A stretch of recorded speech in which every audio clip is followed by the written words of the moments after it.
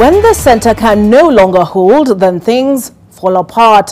While these are words by Nigerian author Chinua Achebe, they also seem to be directly speaking to the current situation in Kenya, as members of the ruling alliance start to go for each other's jugular.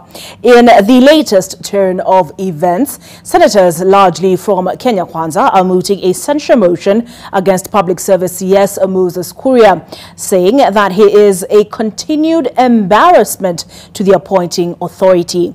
Our senior political affairs reporter Ibrahim Karanja looks beyond Kuria's case and instead at the array of differences that are fast befalling the ruling alliance.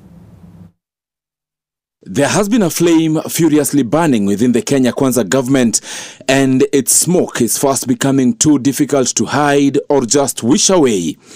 In the latest indication that the center can no longer hold, Kenya Kwanza senators under the captainship of their leader of majority Aaron Cheruiyot are now asking for the head of Public Service CS Moses Kuria served on a silver platter. A series of 3 tweets seem to have been the stroke that broke the camel's back, that senators could not take it anymore. In the tweets, Kuria indicated that he had looked at the evidence placed against Meru Governor Kawira Mwangaza and concluded that Kawira is only guilty of looking down upon others, which is not substantial for an impeachment process. Further, the CS went ahead to discredit the affidavit by Salesio Thuranira, going on to list senators whom he believed were being fooled in the entire process.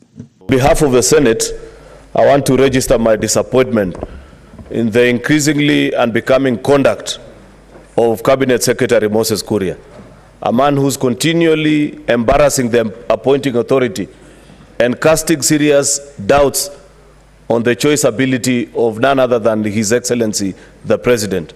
Their differences largely to the joy of their Azimio colleagues, who are strongly fanning the fire and are more than ready to serve Kuria's political head, with Speaker Emerson Kingi ordering that the House institutes an impeachment motion against Kuria, after which it shall be forwarded to the National Assembly for concurrence.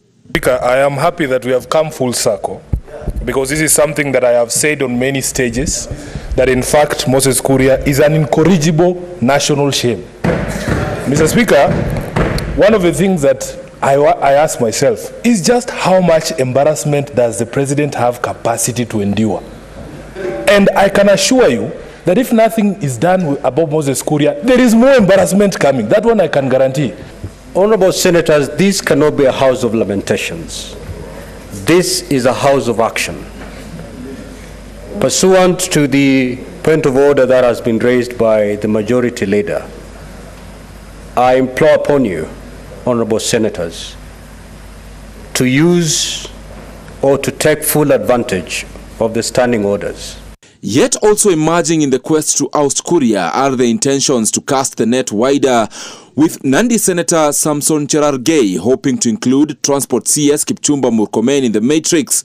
The two, who once served in the same house, fronting a fierce, indomitable and united front against the Uhuru Kenyatta's administration, are now not seeing eye to eye. Murkomen even telling off Cherargei at a funeral in Nandi, and as it appears, the Nandi senator is baying for blood. President Ruto's Executive Order number 2 of 2023 was meant to address the fights between Kuria and Prime Cabinet Secretary Musalia Mudavadi over roles and office location. But perhaps bearing the greatest hallmarks of disintegration are a series of tweets thrown left, right and center by the leaders, mostly seen as thinly veiled punches. For instance, when British monarch King Charles III left the country, Kuria posted on X that now that King Charles is back to England, the fake kingpins, you can take over. The post heavily political and clearly targeted to political heavyweights within the ruling coalition. In yet another case of a government reading from different scripts and its members dealing with the big man syndrome, CS for Transport Kipchumba Murkomen and his tourism counterpart Alfred Mutua would choose to have separate events at the same day at the Jomo Kenyatta International Airport Tuesday morning, when they were both inspecting the arrival of guests with claims of harassment by the taxman.